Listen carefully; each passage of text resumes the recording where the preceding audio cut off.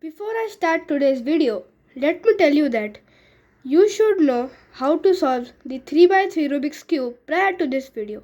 The link will be given in the description. With that, let me start today's video. So our first task will be to make a white center like the 2x2 part of the 4x4 cube. We can do that by forming the bars like this. So it requires no as such formulas, only logic. Like here we have made just one bar here without doing any kind of formula. Now another bar we could make, like if we do simply this, it's forming a diagonal. Now you don't want any kind of diagonals. You only want bars or a L case. L case such as this. Now it is a L case. Now you can see that if we bring down this piece here, it connects with this piece and this piece. So what you could do, like bring the piece here, then you could either match it like it is already matched, or this part or this part. So we could just take this part here and then when we bring it down here, it makes a bar. And now we could just form a center like this. After making this white center, our next task will be to complete the yellow center without making the white ones. So you could do like making bars again, but you can see that when I take this piece up here, it connects with this piece and this piece. So what you could do is just take this piece here, this up here, and you have form a bar. But you can also see that this white bar has like shaped out. What you could do is just take this out and back up. So now you have make the yellow center and the white center is not changed. So by luck here we have got this bar again. So now if you do like just like this, the white center gets broken up and now it's just a forever loop. So what you could do, like take this part here, make it in the same line, then just up this, take this thing up, different layer, and then we'll do this.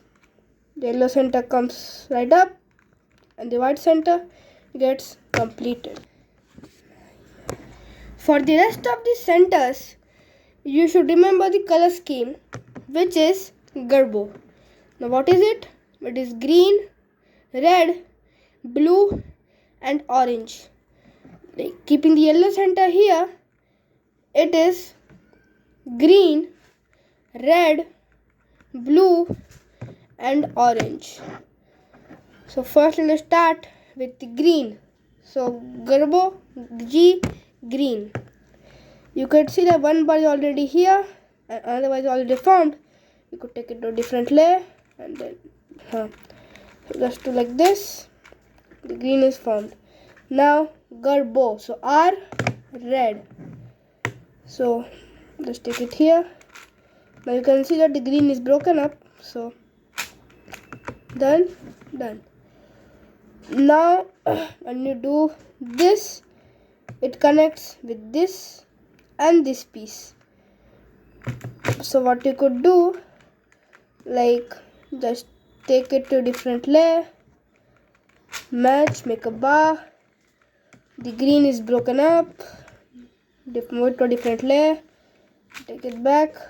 It forms the green center as well as the bar, just like we did before. Up there, then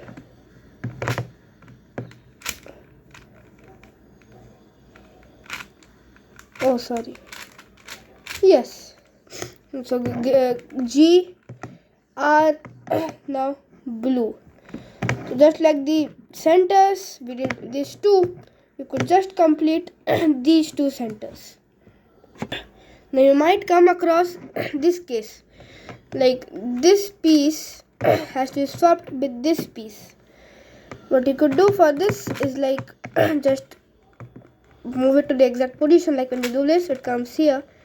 So this, and then move it to a different layer, take this down, undo this move, take this up, undo again this move, and then boom.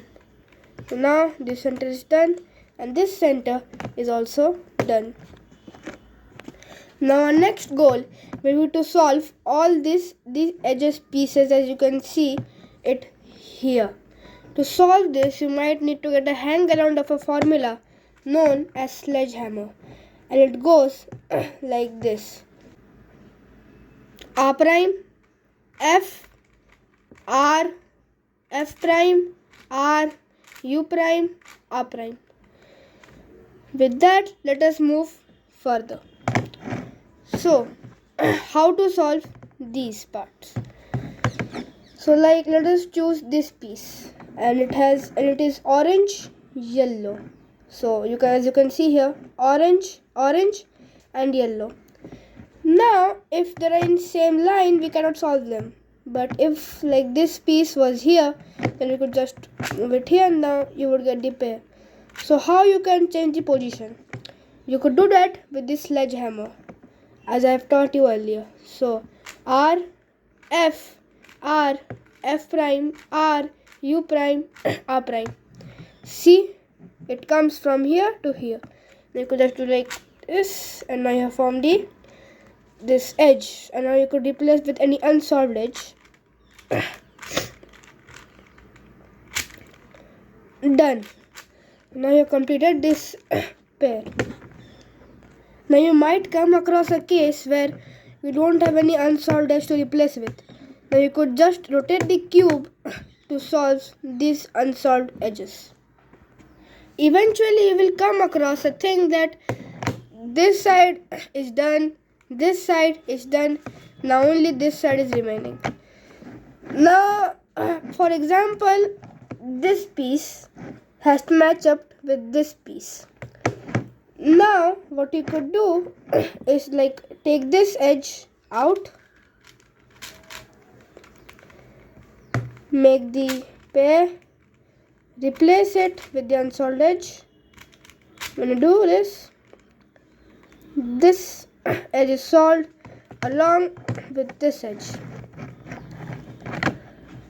So like for example, again this, and this is already solved, so never mind. So now the last two edges are remaining. Now till now what we have been doing is, if the two edges were in the different layers, but now for the last two, they should be in the same layer. So yes, it is in the same layer, so you could just rotate it. Let's come here, do the sledgehammer once, correct the edges, and now you have completed the edge pairing stage. After you have completed all these centers and edges, you can solve the cube just like a normal 3x3 Rubik's cube. The edges represent this part of the cube, and the centers represent like this part of the cube. Now, while solving it like the 3x3 cube, you might get some impossible cases that might never show up while solving in a normal 3x3. For example, this case where the plus is almost done except this part. So for this, it is a like very long formula. So you could just watch what I tell and visualize it. At first, just make a wide turn and just do a U2. Then just move the cube like this, and then do the same move again for 2 times. Now you did the up and U2 3 times. Now do the same thing but on the downward side. So down, on the left side down, on the right side down. Now you have to like take this piece again, insert it here. So you could do like this, take this up, U2 so it comes here, take this down, U2, and take this down. So now you have completed the plus sign without like losing any progress of the F12 or just anything. Then this case, where these two pieces are in the correct positions but not these two. Now you could see what I'm doing, see what my hands do. So I take this piece out here, do a normal U2, then again repeat it, then now do a wide U2, then again take this down, then do a wide U2, and now you can solve it like a normal Rubik's cube.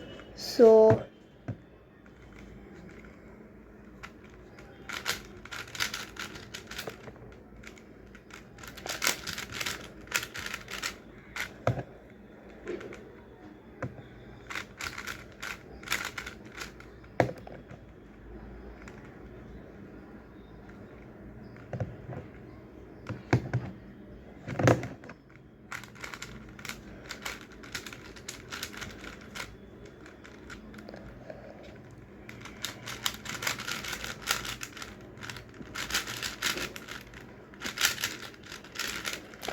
there you go. That's it. Now let me put this cube in the stand. Finally. Hope you learned something new today. Something extraordinary. Something more unique. If you like our video, please make sure that you like and subscribe our YouTube channel so that we make more videos like these. Thanks and bye.